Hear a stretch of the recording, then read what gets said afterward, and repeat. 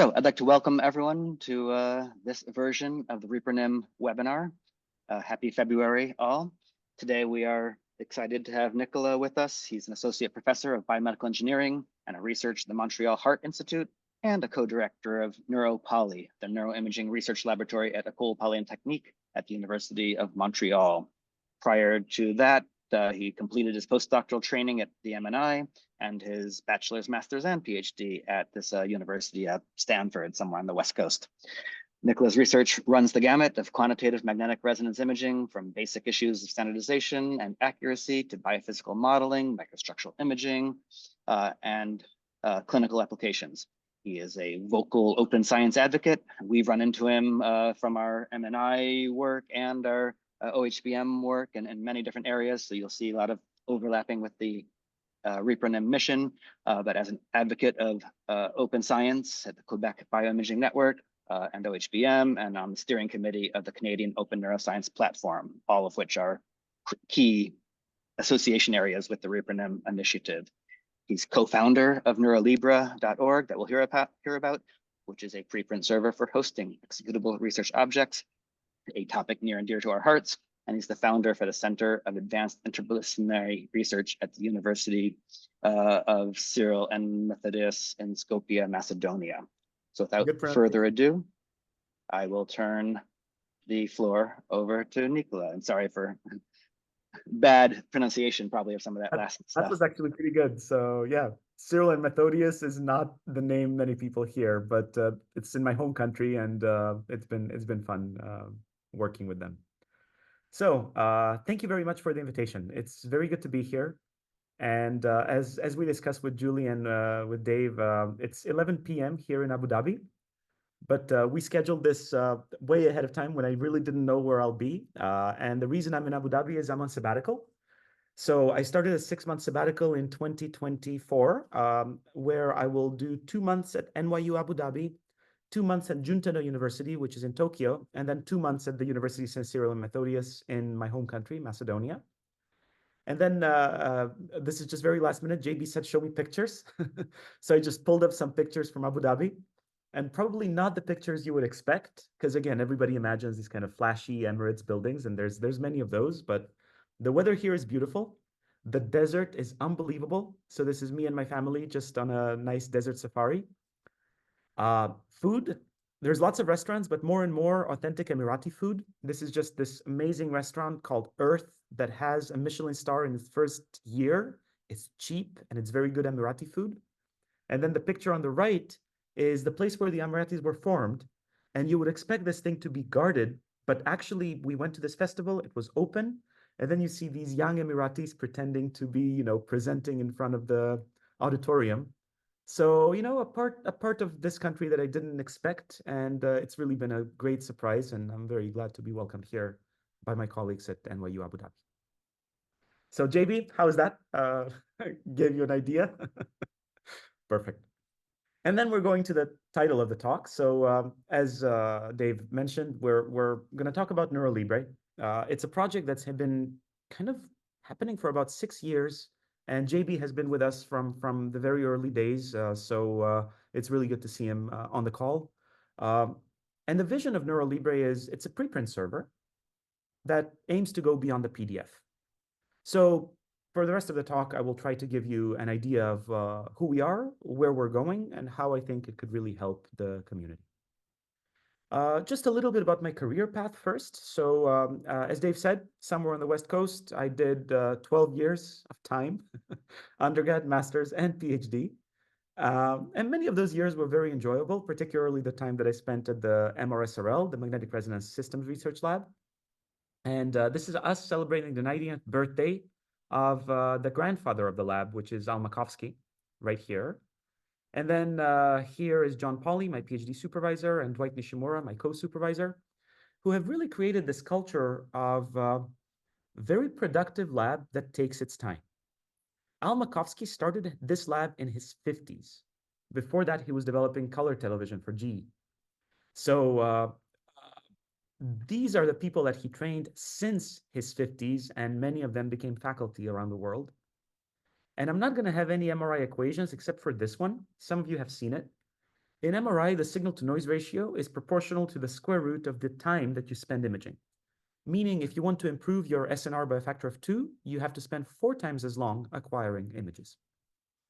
And I use this as a metaphor because in this lab, in Al's lab, people take their time. I spent 12 years at Stanford. People have done more. And usually they leave when they're ready. We're under no pressure to publish. And I think good work comes out of that lab. So let me just tell you a little bit about how I increased my SNR while I was there, and then tell you about other things that I was doing that might be tangential, but also very relevant to the work I am presenting today. So here's the first thing. I got a PhD from Stanford in 2009. I never published a single research article. Lots of conference abstracts, but that was not important. So my very first article that I published was in 2011. Some of it is related to my PhD thesis, but a lot of it is not. And basically, my advisor said, publish when you're ready, no pressure, you'll get your PhD anyway. So this is my first paper, 2011. I was already doing my postdoc at the MNI, and it was a proposal to combine diffusion imaging and myelin imaging to get at this microstructural property called the G ratio. It was a purely theoretical proposal at that stage. One might consider it like a pre-registration. And then during my postdoc, we conducted the experiment. This is 2015. We actually scanned some humans, scanned some monkeys, did some validation. And this work got me my tenure. It was very well received. So it kind of worked out for me. And then, I got a faculty position. For this paper, we shared the data, we shared the code. Eventually, we wrote a review article. And this is kind of 7 years later. And we said, there you go, G ratio imaging. Here's the promise. Here are the pitfalls. If you ask me, even this is too many. I would love if this was just a single paper. Pre-registration in 2011, experiment, data, code in 2015, wrap-up story in 2018, and that would save a lot of review time, and that would make me much happier because I kind of don't like publishing PDFs. But at some point I had to compromise. I had to get tenure, but that's behind me. Now I can feel that I can still be experimental and not focus too much on getting too many papers out. If you want to hear about my career path, I blog every now and then, and you'll see links to my blog a couple of times. This is my most popular blog post. It's called My 10-Year Battle with 10-Page PDFs. And it basically describes this journey, how I ended up getting a PhD from Stanford without a journal article. So I try to practice what I preach. I really believe in this, and I hope that my efforts in academic publishing will show the way beyond the PDF. So what do I do when I don't publish? I just do all kinds of things. Some of them are pretty mainstream. I was on the editorial board of the journal MRM for about 5-6 years. I was also guest editor for the journal NeuroImage back in its good days. This was a special issue on microstructural imaging that I guest edited with Bruce Pike and Danny Alexander. But then I also started the blog of the OHBM. I imagine some of you are familiar with it. I was its captain for about a year. We published 52 posts in 52 weeks, and then I dropped it, but left it in good hands. I started the blog of the International Society for Magnetic Resonance in Medicine. It's called MR Pulse. This is still going on. Both of these initiatives are still going on. I started a magazine called Magnetic Resonance in Medicine Highlights, where we do interviews with people in the field. This is published as hard copy, given at the conference, has a circulation about 500. It's pretty professionally made. I have a science outreach initiative in my home country, in Macedonia. It's called Science for Kids, Nauka za Deca. And I also run a foundation in my country. My wife runs it. But basically, this is what I like to do to stimulate creative thinking, scientific thinking for my home country that I came from, and that really is responsible for my career since. So there you go, like all of these different kinds of science communication initiatives. And even the one I'll show you today, it's not on this list, but it is NeuroLibre, and you'll hear more about it. Before, I said that I will give a slow introduction, actually, no, a quick introduction to scientific publishing, to academic publishing. And I'm going to use examples from the famous book by Thomas Kuhn that talks about the structure of scientific revolutions. And I'm drawing parallels and saying, let's think about academic publishing as also going through the same stages. So Kuhn says there's 5 stages. One is the pre-paradigm phase, when there's no rules.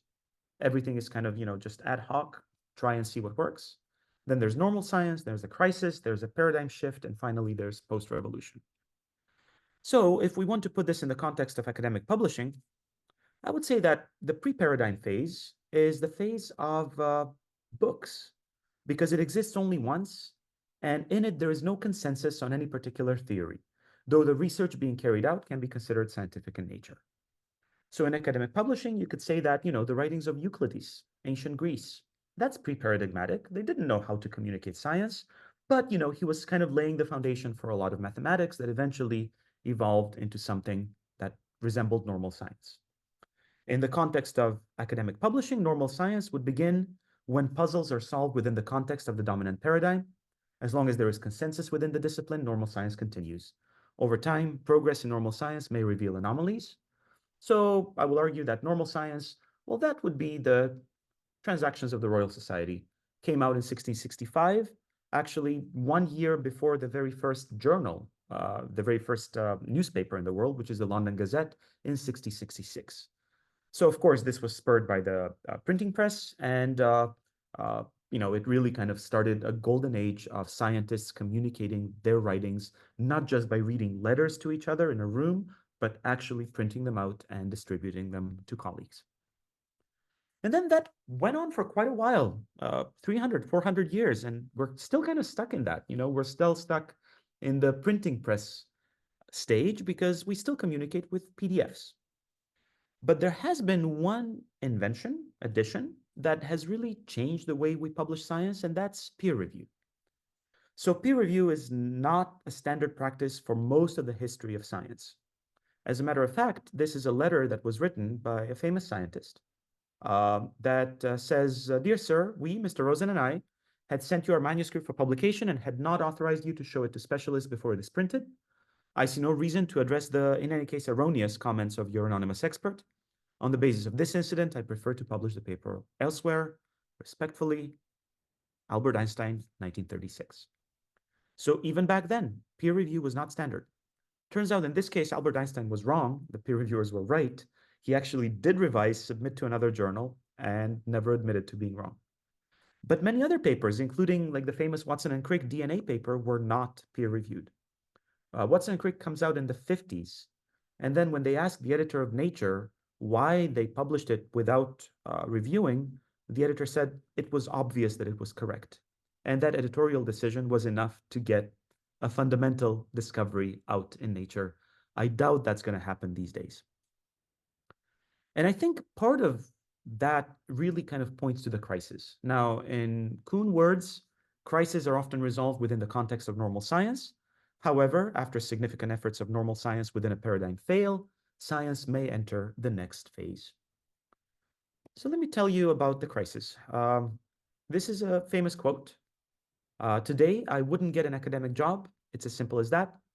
I don't think I would be regarded as productive enough. Who said that? Peter Higgs, the father of the Higgs boson, upon receiving the Nobel Prize in 2014. Turns out Peter Higgs didn't publish much. His H-index is pretty low. But that was in the time when scientists had this luxury of not publishing and really taking their time with papers. Things have changed since, and let me just kind of run you through it. 1731, some inklings of peer review, and about 1,000 scientists in the world. Now, the peer review was happening in a very different format. These were kind of conferences. People were arguing. Eventually, some of this would get written up, but it was not the norm. But then, we have the first carbon paper, we have the light bulb, we have the first typewriter that brings us to the 1900s. And take a look at here, for example, this picture on the left, 1741. It's an example of what you do to straighten a crooked tree. It's a very famous picture in orthopedics. It comes from this landmark book by Nikola called L'Orthopédie. And it's a very convincing and simple figure. But then, we get to typewriters, and we have in the 1900s about 10,000 journals, about 100,000 scientists. So, gatekeeping becomes a little bit more of a problem. And then we have the Xerox copier, then we have LaTeX, then we have Microsoft Word. That leads into explosion of publications. So 1990s, World Wide Web, about 1 million scientists. Everybody thought that this is going to be the time when publishing changes. Everybody thought this is the end of Elsevier. Didn't happen. Archive started. Elsevier still survived. 93, the first PDF made it easy to share these online. Google made it easy to find it. And yet, 21st century, data and code has entered publishing, more than 8 million scientists in the world. What do? We still publish PDFs. And, this was then 21st century, Amazon Web Services for hosting, GitHub for collaboration, Project Jupyter. And some things are changing. Like, if you just take a look at the response to COVID, in like the first, 3 days, there were about 1,000 papers, 1,500 papers published on a preprint server. That was exciting, that was amazing, but it was still just paper. It was just still text and figures. So let me just illustrate the PDF crisis with a couple of graphs. This one is about the number of papers that are published without any citations after 5 years of publishing. And we're talking millions of papers. And you see that this is exponential growth that kind of has the knee in the 80s or maybe early 2000s. If you take the first page of every single academic paper that was ever published and you stacked it on top of each other, you would reach a mountain that in 2013, when was this published? 2015, would reach Mount Kilimanjaro. These days, this paper mountain is taller than Mount Everest. If you take a look at how cited these papers are, about half of them have 0 citations. Another third or so, 1 to 10, and then we get to more respectable territory, 10 to 100. But then science really advances with this really tiny sliver of very influential PDFs that somehow manage to, peek through the noise, get noticed, drive science forward. And then who is reading this? Well, supposedly we are as scientists. This is an analysis that shows how many papers faculty read per year from the 70s to the 21st century. And you will see that that number has doubled. So I can kind of believe that, but then there's this other figure in eLife that says, but the readability of papers is going down. So supposedly we're reading papers. Papers are becoming more jargon-oriented, longer, and yet somehow we read more of them. So either that cuts down on our productive time, or actually in reality, we don't read the papers. And I would argue that it's the second thing, but everybody, that mileage might vary. Different people might think differently otherwise. But whatever we're doing, we're creating research debt. And if you haven't read this Distill publication from 2017, I really encourage you to do it. Distill, I think, was ahead of its time. It's currently on hiatus, but they understood that this paper mountain needs to stop growing. I mean, we need to be distilling knowledge. And I really like the work they did. They blazed a trail. I'm sure that everybody from Distill is doing well. Many of them are in Anthropic AI at the moment. But this has been an inspiration for a lot of my work. And then something from a more mainstream publication. This is The Atlantic, talking about the obsolescence of the scientific paper, arguing that Jupyter notebooks should take over. But we've been talking about this for about 30 years now, since the invention of the web. It still hasn't happened. PDFs and the major for-profit publishers are really still having a chokehold on publishing. But maybe it is time for a paradigm shift. So in Kuhn words, scientific revolution is the phase in which the underlying assumptions of the field are re-examined and a new paradigm is established. So this is where I get very opinionated, and I would love pushback, but I will quote non-scientists because sometimes they actually understand things better than we do. We're in the bubble. If you haven't read this blog post, it's by Marcus Strasser. He published it on his blog in December 2021. It's called The Business of Extracting Knowledge from Academic Publications. And it has this very controversial sentence. Close to nothing of what makes science actually work is published as text on the web. I think it's a very convincing thesis. I think he justifies it. It's the reason that a lot of these discovery tools, Semantic Scholar and different kinds of AI tools, haven't really revolutionized academic publishing, because we don't read the papers. We look at the figures, we have some kind of discussions about it, but the text, I don't think it's doing much. So this eventually made it to a journal, but the journal is called The Seeds of Science, and it's actually run by an amateur. Rogers Bacon works under a pseudonym. From what I've heard, he's a high school science teacher. And he really thinks that academic publishing is broken. He publishes a lot of great stuff about the style in academic publications, what we have done to lose that style, and what we can learn from older scientists who weren't as professional, but were doing really, really good science. So if there's one thing I want you to read, this is the one. I think it really drives the point home. But if you want to read more, you can also read some stuff that I have written. So as I told you, I have a Substack. It's affiliated with our foundation in Macedonia. I write in English on a separate part of that Substack. And if you want to read some of this stuff, here's one, arguing that AI is really taking scientific papers to their logical conclusion. The QR code will take you there, but let me just tell you what I mean by logical conclusion. And I will cite a very dear fellow Canadian writer. Her name is Margaret Atwood. She actually uses this formulation quite a lot in her writing. So here's from one book of hers, The Blind Assassin, that says, taken to its logical conclusion, every story is sad because at the end, everyone dies. So as doomsday as that might sound, I really feel that academic papers will eventually die or at least get reborn. And I really think artificial intelligence is helping in that process because as science is getting more computational, papers will either evolve or die. Either way, the academic article of the future will be nothing like the 10-page word salads that AI now so successfully emulates. The question is, what will become of the academic paper once you take away the prose? And these are images generated with DALL-E. Here you have artificial intelligence eating a word salad and outputting an academic paper. Then I really tried hard to answer this question. And I think that what remains when you take away the prose? Well, figures, right? I mean, that's the thing we're used to. But take a look at the figures. This is 18th century figure. And 300 years later, this is a typical figure in nature. So many panels, so much data. Somehow we're supposed to parse through this. I can't. Some reviewers claim they can. I'm not convinced, but I leave it to them. Personally, I have stopped reviewing papers a while ago. I very, very rarely do it. Because I think that we have a problem, and that problem is a failure to communicate. If you know the reference, this is one of my favorite movies. It's Cool Hand Luke with Paul Newman. Context is different, but I really do feel it speaks to this problem that we have communicating our research findings. Here's another movie reference. So what remains when you take away the prose? Well, the data, the code, and the provenance. And this is not something that I came up with. It's actually been around for a long time.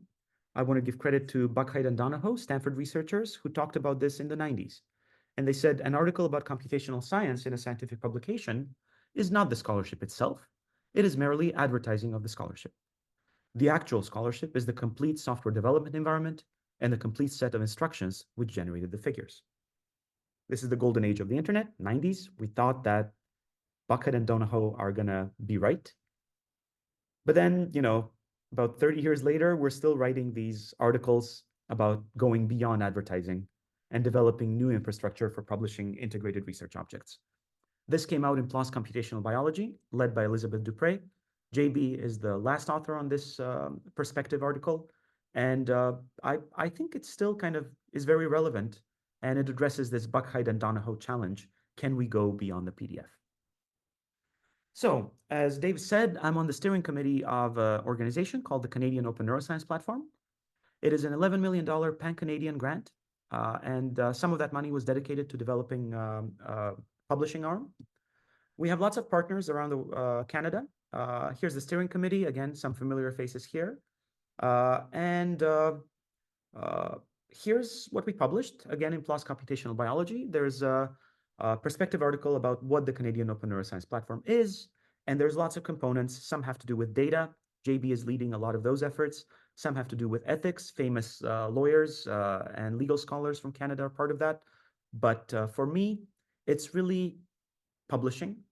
And here's a blog post that was written, again, similar team that went out in PLOS about catching up to Plan S and going further, trying to illustrate this problem that Buckheit and Donahoe talked about, where the articles are just the tip of the iceberg, but then below the surface, you have all of the other aspects of reproducibility. And then we published this kind of favorite recipe for reproducible analysis, which is put your code on GitHub, put the data publicly available somewhere, containerize the environment using Docker containers, and then communicate your findings using Jupyter Notebooks. I'm not saying it is the only recipe, but I think it's a good one. And just so that we actually do something with that recipe, we built something called NeuroLibre. Lots of people contributed, but the leading force has been Aga Karakuzu. He is a postdoc in my lab. He was a PhD student of mine before. He's with me here in NYU Abu Dhabi. And actually, he will continue with me for the rest of my sabbatical because the goal of the sabbatical is NeuroLibre. And you will see why. I'm trying to build this federated collection of sites that support the NeuroLibre infrastructure. And what we try to build is a preprint server for full-fledged reproducible neuroscience. So what is it? Well, it's a repository of interactive neuroscience notebooks. It integrates data, text, code, and figures. It is running on bare metal infrastructure that resides in Montreal. And we want to make sure that there's more infrastructure supporting it, possibly in the cloud, possibly by several different sites around the world, which is why my sabbatical is in different parts of the world, including the Emirates, Japan, and Macedonia in Europe. And I want to show you one example because I think it really kind of showed the way forward. And it is preprint that made it into a book. So basically, we wrote something that became a book chapter. It's about quantitative T1 MRI. All of the reproducible elements on the right, and maybe I'll have some time to do a real demo, but let me just guide you through what this looks like. The PDF says it's intended for content registration purposes only. For full access and interactive reading, you should visit the reproducible preprint. What does the reproducible preprint look like? Well, it looks like a PDF. You could print it, no problem there, except the figures are dynamic. So this is kind of like a second layer. You can explore the data. You can interact with the data. You can run simulations from a browser. You can even work with real-world brain data. This is my brain, for example. You can see the plot that generated the figures right here. And you can even deploy a Binder Hub instance that will let you run the code that generates the outputs. And it's really up to you to pick your poison. If you just want to read it and print it, that's fine. It is PDF compatible. And this made it into a book. And I thought this was kind of the first success story because this is published by Elsevier. They asked us to submit it. And I said, only if you publish it under a Creative Commons license, which they did. And in the book, which costs about $200, they did say that sections of the chapter were published under a Creative Commons license. So you don't have to pay it to read our NeuroLibre publication. And then the second success story came with a pretty high profile meta-analysis that we published in eLife. Here's the publication. It's a meta-analysis about myelin imaging and MRI. eLife was very nice to us. They accepted this, even though other meta-analyses were coming out at the same time. And I think they were really impressed by the NeuroLibre component that we did. They cited NeuroLibre in their abstract.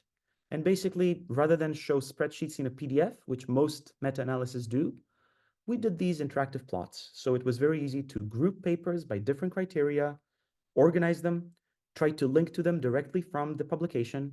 And all of the analysis that we performed here was interactive. You can see it and convince yourselves. We got Tom Nichols on board. So I really feel that the science here is correct. He is one of the leading MRI meta-analysis experts. And I think we did something good. And eLife liked it and gave us inspiration to continue building objects like this. So as I showed you, the figures are interactive, the code is there, and you can re-execute them if you want. So next thing I did, that was my previous sabbatical. I spent it in Macedonia. We started building these NeuroLibre notebooks for other researchers. First, magnetic resonance researchers. It's a small community. We know them well. I built a team in Macedonia. These are university students, 20-year-olds. They don't know MRI, but they get the code, they get the data, they can generate a NeuroLibre publication. So they did. We got quite a few out there, about 10. And then we formed this MRPub website where a lot of these reside. So just showing that actually unskilled people can build decent notebooks in collaboration with the researchers that wrote the papers. And then my research associate, Matthew Boudreau, wrote this editorial in the journal MRM on the open source landscape of magnetic resonance in medicine, showing that since 2019, there's been an uptick of papers that have shared code or data. And we think that's a good thing. And then we moved on to another journal. This one I know very little about. I'm not a computational biologist, but we did build a notebook for them. They conducted a survey. They wanted to see how authors will respond. There was a couple of editorials that came out, including an editorial by Matthew, who also analyzed how many articles in PLOS Computational Biology use Jupyter notebooks. Turns out more than in MRM, about 17%. Probably these days it's even more. They use Docker. They use different kinds of open source resources. So we thought this is bigger than MRM. This could be just anything that has to do with computational science. And finally, just last year, October, we published something that I want to be our flagship publication in NeuroLibre, because I think it incorporates all of the things we've learned in the past, and I think it looks very good. So if you want to see it, I can show it in a little bit. If you want to read about what it does, here's another link for my Substack. It outlines what I think is important about this work, and it also shows why I only worked on one paper that year. It was the only research paper that I put out. It had 42 co-authors. Everything is up online, the data, the code, the notebooks. We have permissions from everybody to share the data.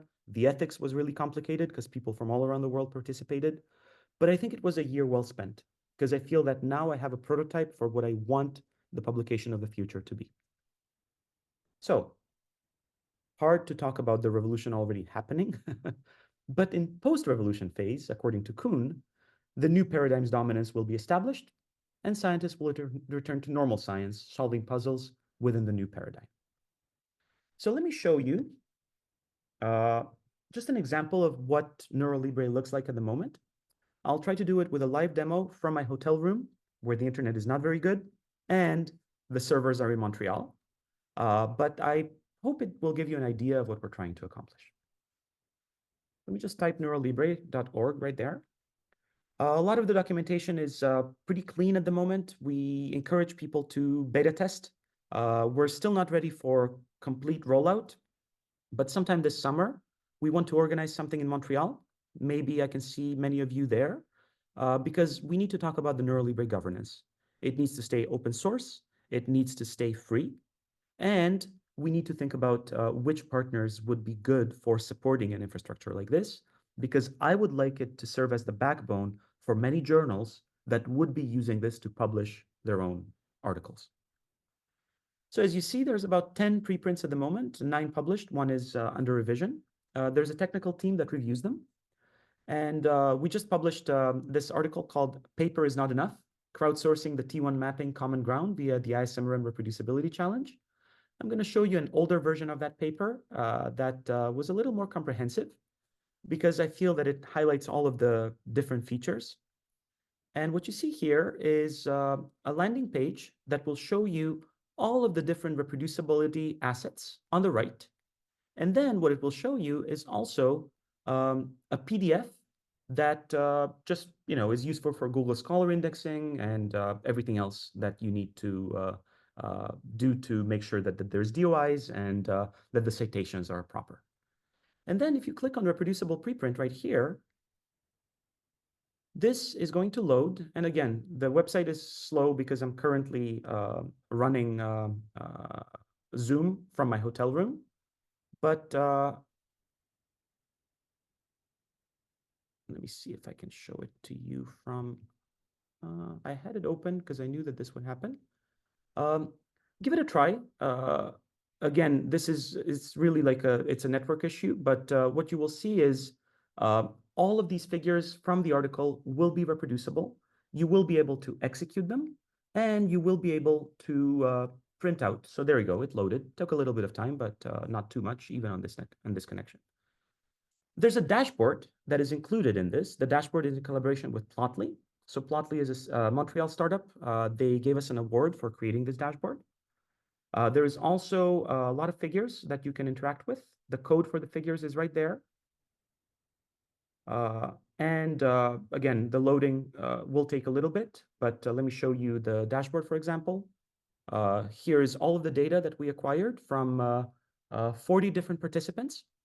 And for example, you can analyze everything by site, different kinds of sites that contributed to the challenge. You can also take a look at human data versus phantom data.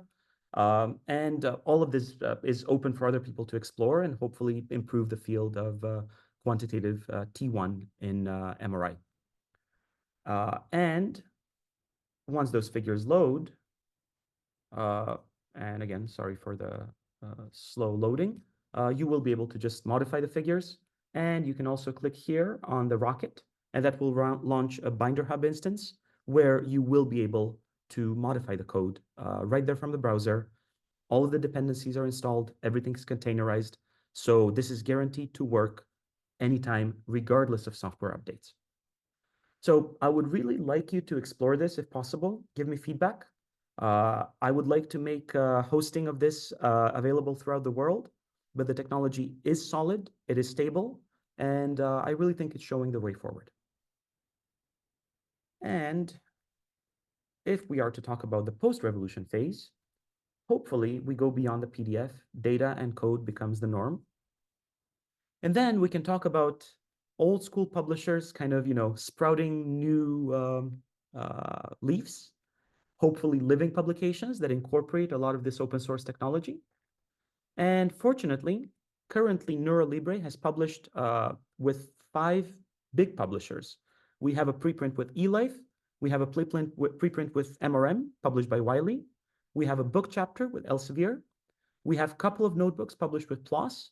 And very recently, we also published our first preprint with Aperture Neuro, which is the journal of the OHBM.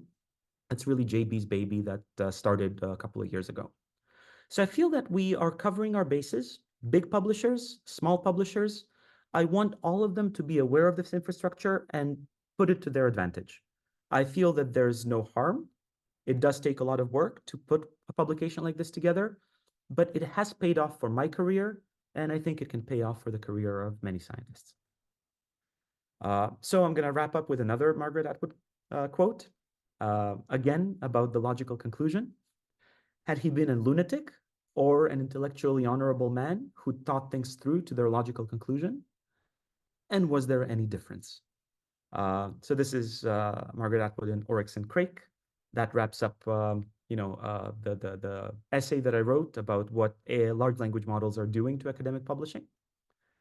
And then I tried to organize a community around these initiatives. There's one event coming up in Singapore for the ISMRM. It's called the Marathon, where people actually work on these NeuroLibre publications. This is a picture from the Marathon in Toronto last year. We rented out an entire former Masonic temple turned nightclub. We had a lot of fun there. These are the people that came. And now we're doing it again in Singapore on May 3rd, right before the ISMRM conference. And it will happen in the Jackie Chan house. This is a house that was donated by the actor, Jackie Chan.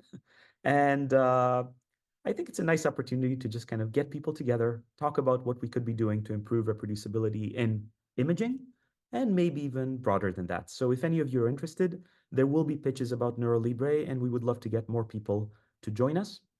The website is about to go live, but just drop me a note, and it's going to be easy to just include you.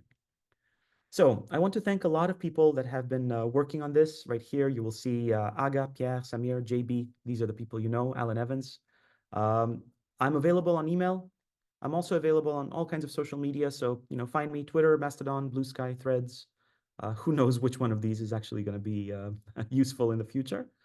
And then the name of our lab is Neuropoly, kind of like the name on the game Monopoly. So, you collect your degree and you come and work with us. I would love to hire people from this community. I think it would be a nice opportunity to spread the word and extend the vision. So with that, I would like to thank you for your attention and hopefully answer some questions. And again, this is if you want to read about the features of this publication that we published at the end of the year. So that's it from me. That's about 40 minutes. So I hope we have some time for discussion. Great, thank you so much. First of all, I made a horrible mistake at the very beginning. I realized I had asked JB to do the introduction to you, so I apologize to JB for having stolen that.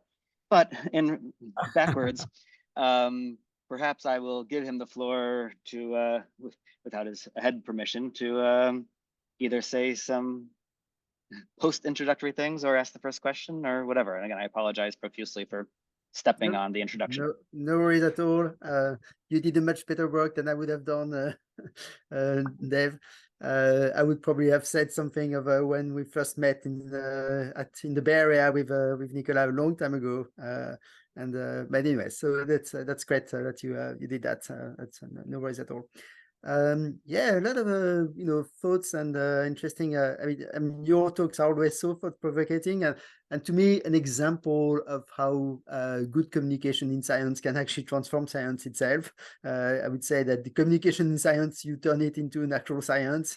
It's really yeah, it's remarkable, and thanks for that. It's so important. Then of course, there's always this tension between how much we put in the communication, how much we put in the actual work, or is there a difference, which is it's those questions. One thing one thing you didn't talk too much about is the living part of a paper or kind of a work. As the data change, as the software is updated, as all those things, there's the re-executable aspect of a notebook is great, but it's not sufficient to actually update a result or some things. And NeuroLibre can certainly be part of that, that thing. And as a parenthesis, NeuroLibre, I think, is not only CONP, by the way. It's it's a larger project than that. I was and we actually stole a lot of from Joss, for instance, from for the platform, and I can say much more on that. But I think this living paper or living work is something that almost is. I don't know whether we should think of it right now or wait for things to be stabilized and better adopted before we can move to something else. So yeah, can I have your thoughts on that direction, Nikola? So first, by all means, I do need to acknowledge that we're standing on the shoulders of giants. We've been using open source technology that other people have developed. So we're using the JOS workflow, the Jupyter community, a lot of the MIST work. So this is really even though the impetus came when this grant arrived, it's grown beyond that. And by all means, many people have contributed to that. I just kind of wanted to give the genesis of where the idea first started. And then regarding this living papers, this is exactly what I'm hoping to accomplish. So everybody asks when a NeuroLibre paper is coming out. And then I had to get something out because, we needed a citation. So we got this really tiny preprint. And I said, a NeuroLibre paper is going to come out when the NeuroLibre paper remixes other NeuroLibre papers. This is the goal I'm working towards. I would like to see one article, load another article, remix it, update it, and do all of that in a transparent way. And meta-analysis are a perfect example. So we actually have a working prototype of that. Just add more citations, that's easy, and regenerate the figures. But I would like it to be more than that. My T1 mapping data, load it from the paper, and do something interesting with it. So I think that should be the holy grail of academic publishing, because then that makes citations cheap. Oh yeah, you cited somebody? Fine, everybody does that. But did you actually reuse? And is it easy to see exactly which paper you reused in your publication? Could be a formula, could be data, could be lots of things. That should be where we're going. Now, the functionality is getting there. Aga is working really hard on making this happen. And you and I have discussed in the past that I really want this before I say NeuroLibre is ready for prime time. I think we could get there. And feedback from this community is really important because, again, different fields have different requirements. I could probably remix MRI pulse sequences easily. But, different communities have different needs, and it's difficult to address them all. So very fair point, JB, and I'd love to see how people would like to use this going forward. actually can I follow up on very quick one, Dave, and then I promise I will shut up, shut up then. I think there is also a couple of things that we could think about in terms of meta-analysis aspect, because there's a new version of the NeuroSynth Compose that just come up that maybe you've seen already, and there's a number of tools that were partly developed in my lab, but by and others as well. That is creating an infrastructure for meta-analysis and literature mining aspect. That might be an interesting also connection. So I'm just going to put a preprint in the chat. You may have seen it, you may not. But I think that kind of thing might actually be a very good connection. So for the living paper aspect, I'd be happy to talk more and chat about that. And that's it. And thanks again, Nikola, for the great talk. It was fantastic. So thanks, JB. And that brings me to the one paper that is still under revision. It's kind of a fun one we did. We trained a GPT. So it's not published yet, but basically what we did is we used Semantic Scholar and word embeddings. Then we used that search to identify papers that practice reproducible research practices in MRI. And then we trained a GPT model to write a scoping review. And it was fun, like, again, scoping reviews could be many things. They're less structured than meta-analysis, but it was great how we kind of automated the paper writing. And then all of the analysis, the grouping, we created like a cluster. We identified the papers that were of interest. So I'm really excited by the possibility of automating a lot of these things. And I think meta-analysis are a good target because meta-analysis are spreadsheets. And whenever you see them on paper, you're like, what do I do with this? So anything that makes this a little bit more interactive and a little bit more interoperable and reusable, it could be a big use case for NeuroLibre. I agree.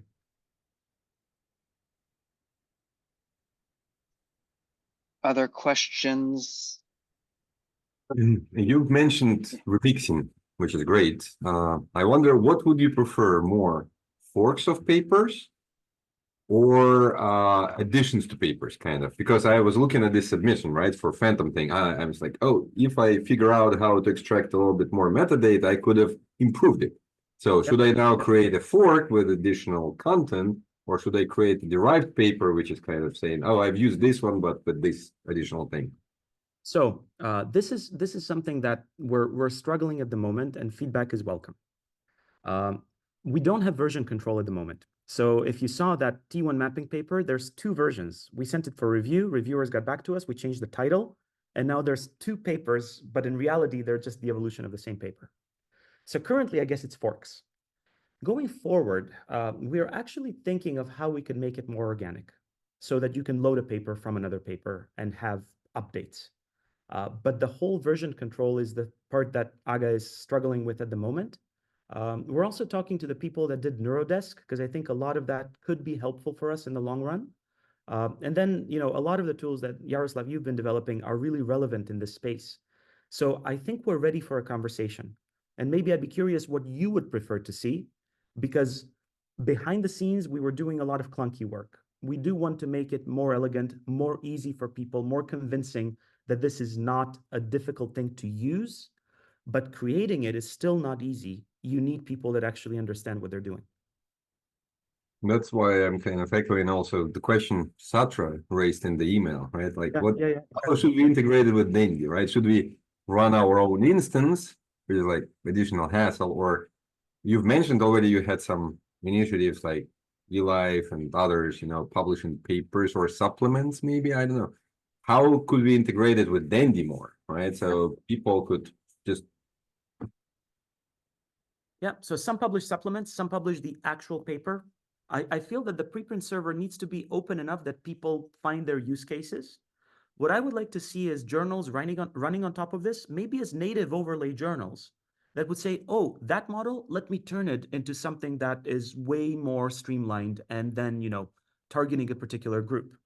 Because it's going to be difficult to satisfy everybody's requirement of this would be the right way to use NeuroLibre. So with Satra's question, and I think we should have a longer discussion there. First, I would like other people to host NeuroLibre as a Binder Hub instance. I think that would be great. But anything that is a very concrete thing, if you want to use the NeuroLibre infrastructure for a concrete publication or anything else, supplementary information, I have a team that can help with that. So a lot of these people are in Macedonia, and again, they were happy because they were doing something really cool. Matthew Boudreau and Aga Karakuzu are RAs in the lab, postdoc and RA, very experienced, and they are building notebooks for people. So all of this, currently, we need use cases that kind of make the convex hull, right? And anything that is out of what we have done so far is really welcome because it lets us try new things and see where the bottlenecks are. Did you think about, like, it pretty much goes along the same lines about federation of some kind, right? So we don't want to install our own because, again, hassle. But we want for some notebooks because you wouldn't have enough power, so they use our infrastructure for running our specific binder, maybe with our data local to that thing, right? So I spoke to Dave about this. If we had money, we would probably host it on Amazon Web Services, but I feel that if this scales, pretty soon we'll run out of money. That's why, I would like more institutions to support us. So NYU is the one that I'm currently working with. Juntendo in Japan is another one. The Macedonian University is another one. I feel that, 4 sites would be nice. 40 would be even nicer. And again, this is a question that we haven't resolved. I really don't know what is the optimal solution there and what kind of support there could be. Some of it could be financial, some of it could be bare metal, and some of it could be just professional support, people that actually know what they're doing, because those are few.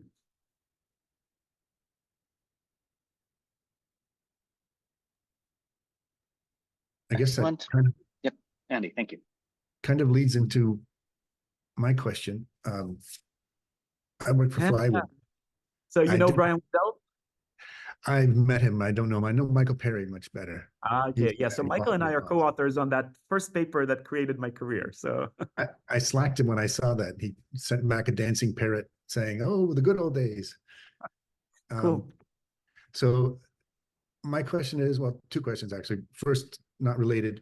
What do you say to somebody, the PI from, say, a psychology or psychiatry lab who's getting into neuroscience but doesn't code? Yep. How can they participate in this? That's the first question. The second question is, you're talking about support, and I was noticing, I'm just sitting here listening to your talk going, wow, this is great. This is, it sounds like really the future. And then I noticed, well, Flywheel in particular is promoting all of the things you're talking about. We now have, Jupyter notebooks, and we're here to share, open everything and all that. So what do you, a lot of open sourcers kind of recoil at commercial entities doing this kind of thing. I wonder if you have any comment on that. So I'll just. So I usually cite a book, an essay that I didn't include in the presentation. It's called The Cathedral and the Bazaar. And it's basically the evolution of Linux. And then it's kind of surprising to people that the Cathedral is actually not Microsoft, it's GNU. And then how all of that evolved from there. But the example that is used here in that essay is MATLAB, which is commercial software that has a very big community engagement. People write code. That code eventually gets incorporated in new versions of MATLAB. So every time people tell me drop MATLAB, Python is the future, which I could agree with, I always realize that some commercial entities have been driving the collaboration and the bazaar game for way longer than open source players. So to me, NeuroLibre is what the users make out to be. If Flywheel finds a way to incorporate its analysis in a Jupyter notebook, there's lots of ways that we could work. For example, one of our publications is in MATLAB, and then you need a MATLAB license to run it. So I think there's different ways of incorporating proprietary commercial software into these publications. And by all means, I would really encourage that. And we are working closely with MATLAB to make sure that, MATLAB is supported on NeuroLibre. And that's been very fruitful. And I'm very surprised by the history that MATLAB has. I kind of learned later that they've been doing this for a long time. So Flywheel is one possibility. Qmenta is another possibility.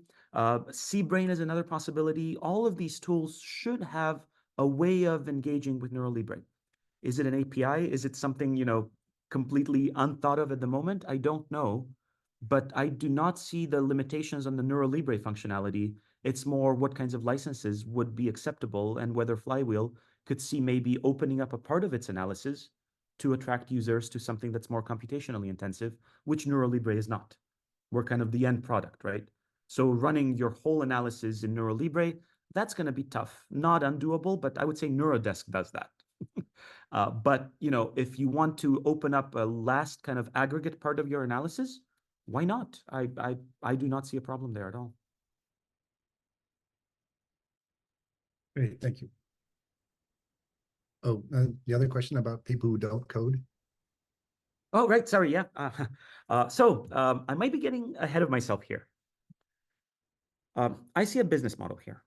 And I'm not ready to expand on it in detail, but article processing charges drive me insane because they're $2,000, $3,000, $10,000, and it's typesetting. Like really, that's all they do. So I would love to see a journal that actually uses article processing charges in a meaningful way. One meaningful way, pay reviewers so they actually spend the time to look at these data and code, because they don't. Our latest publication, NeuroLibre, 4 reviewers, nobody commented on anything that had to do with the data and the code. It was depressing, but I understand why it happens. They're, you know, free labor and they don't want to read another thing.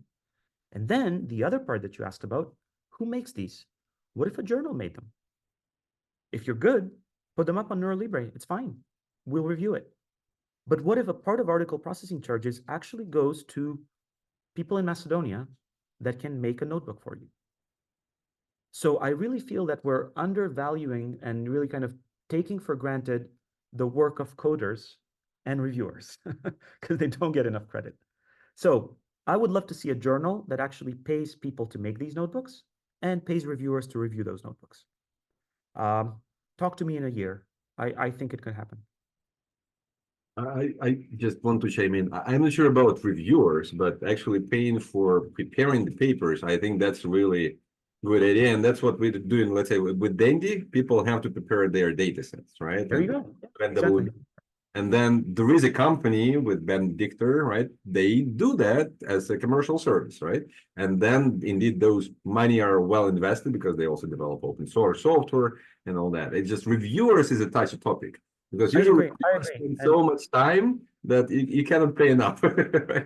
So, I mean, this has been a very controversial issue, even between me and JB. Like we stand on different sides of that, and I recognize both aspects of it. I know that I will never review a paper again until you pay me. That's just me. And I feel that more people are getting really fed up with reviewing. So I feel that you might lose some people that believe in the purity of peer review, and I appreciate them, and I know that they do a good job. You might gain others that will actually be okay with putting their reviews public, maybe signing, maybe not, but at least making this inherent hidden conflict of interest, where I review a paper and if I like it, I will push it because it advances my agenda, making it more transparent. And I feel that transparency in peer review is difficult to get unless you give a financial incentive, but that's my opinion. I would love to hear from you, maybe JB, other people, because I know that paying reviewers is a very touchy topic. You know, I don't have a very kind of opinionated thinking about that anymore. But I do feel like, you know, if you're interested in some field of science and someone is sending you a paper that has some interest to you as, you know, as a researcher on a specific topic, I'm actually enjoying reviewing things because I learn things. I think it's a service to the community for sure, but it's not only a service. It's not like, you know, I not only give some of my time or expertise, I also take, you know, some of the interesting results or interesting ideas and all those things. So to me, it's a bit of a, you know, like and as soon as you get, I have a bit of the feeling as soon as you put some money on the table, then things get kind of twisted in some ways. You know, like some people may need more the money, some people may not need more the money. Like, you know, and you get, you know, like a situation where, you know, there's an inherent conflict of interest in some ways. Am I taking the time because I need the money, or am I taking the time because I am indeed interested and competent on the stuff? But anyway, but I do acknowledge the fact that, you know, there's a small percentage of people that have, you know, they can't review anymore. Like it's just impossible.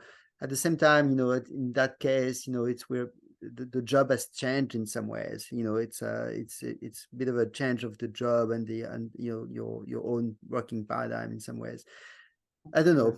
You know, it's maybe more conversation and more beer are needed to think about that. But it's all those things. I mean, there's the classical, like, you know, problem of external motivation versus internal motivation. I mean, as much as we can, I think we should, you know, keep on the internal motivation if possible. You know, like, but yeah, great. Again, you know, to be discussed and to be thought of, and depends on the situation. As long as we recognize that even this unpaid peer review is a source of conflicts of interest, it's not free of conflicts of interest. True. And I think it's a different kind of conflict of interest. Yeah. Now, maybe, you know, there's the option of reviewer will not accept the money and will say this reviewer is not paid for their review. I think that might be a compromise. But again, lots to think about there. And I recognize why for some people that might be a turnoff. Twisted, but twisted differently. Yes. Jarek, were you going to say something? I know we're coming to the end of our official time. That's why I didn't want to hold anybody. And there is so many things, you know, we could talk. But we should get together in Abu Dhabi and, you know, discuss it. Please, you should come over. Either in February, I'm still here, or in 2025, I might be actually spending some more time here. Okay, looking forward to a meeting in Abu Dhabi. All right. I'd like to thank all of the attendees for joining us today, and thank Nikola for this lovely and elegant presentation.